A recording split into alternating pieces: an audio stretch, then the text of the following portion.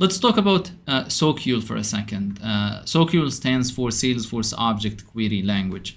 When we use a get element under the hood, the get element is actually writing a SOQL query. So when we use a get element, the first thing we do is that we select an object, and then we specify some conditions, and then we select which fields are returned. Under the hood, it is being written like in Apex in this format.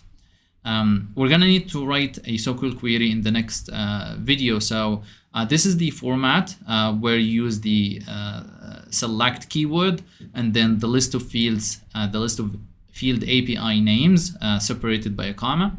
And then you specify from. It doesn't have to be capital letters, but it is the convention to capitalize these keywords from, and then the API name of the object, and then where, and then we add the list of conditions in here. An example is select ID field from opportunity object where the amount is greater than 500. Let's look at how we can practice this. If you haven't already, Salesforce Inspector Reloaded is an amazing tool that every Salesforce professional should probably use.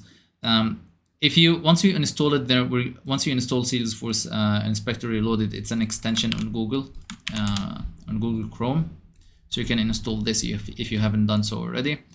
And then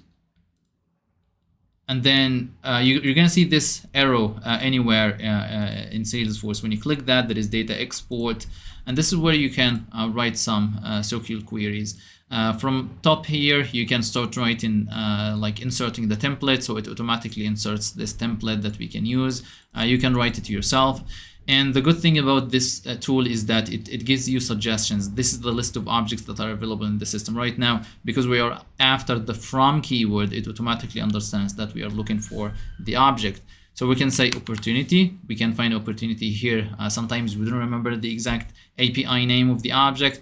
So it does help us just populate the API name in here. Now that we have added the object, then it can automatically detect the list of fields that are available in that object. So if I need the amount, then I can just grab the amount. If I need the name, I can grab the name. I'll keep adding commas, and then it will keep suggesting things. Let's add a condition here where amount, so we've got the amount here, is greater than 500. Now we can see the list of opportunities that are more than 500. Feel free to experiment a little bit more with this.